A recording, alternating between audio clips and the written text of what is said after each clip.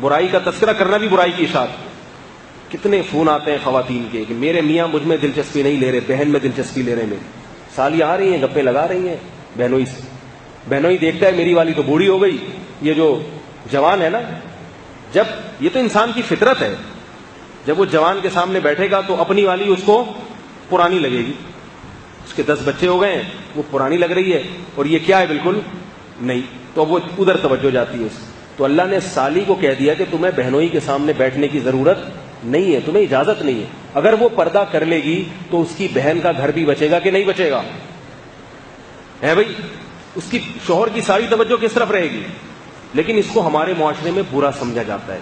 اگر پردہ کر لے گی نا تو بیوی ہی کو اعتراض ہوتا ہے, میری بہن نے میرے شوہر سے پردہ کیوں کر لیا, بے وقوف, اسی کو اعتراض ہوتا ہے. او بھائی تیرے فائدے کے لیے اللہ نے اس کو حکم دیا ہے, تیرے فائدے کے لیے. مائیں روکتی ہیں اپنی بہوؤں کو پردہ کرنے سے, مائیں.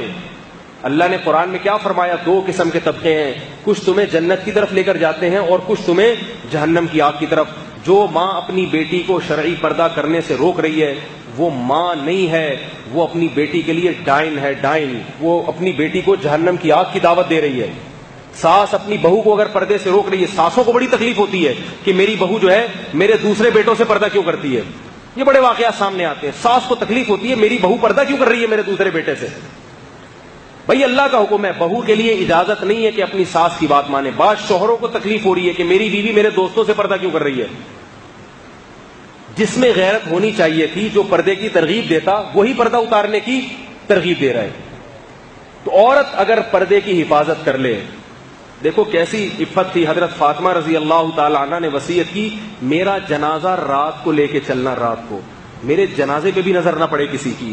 کہاں گئی وہ پاک دامنی, کہاں گئی وہ حیا. کیسے اپنے جسموں کی کپڑے دیکھو, لباس دیکھو, مختصر ہوتے چلے جا رہے ہیں. بچیوں کے لباس دیکھو, کچھ بھی نہیں ہوگا ان کے جسم پہ کپڑا, اور بیٹوں کو پورے کپڑے پہنائے ہوئے ہوں گے. ہاف آستینیں بیٹیوں کو پہنائی جاتی ہیں اور بیٹوں کو فل آستینیں. یہ کیا ہو رہا ہے ہمارے معاشرے کو, کہاں کو جا رہا ہے بھائی؟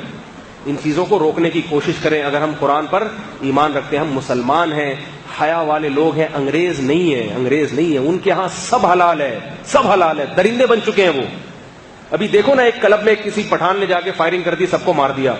ہم جس پرست, میں نہیں کہہ رہا کہ وہ قتل کرنا جائز تھا یا اس نے صحیح کام کیا, میں یہ نہیں کہہ رہا, لیکن اس سے اس معاشرے کی گندگی کا تو پتہ چلتا ہے. کلب بنے ہوئے ہیں لڑکوں سے لڑکوں کی بدکاری کرنے کے لیے. تو کیا تم بھی یہ چاہتے ہو تمہارا کلچر بھی مستقبل میں ایسا ہو جائے؟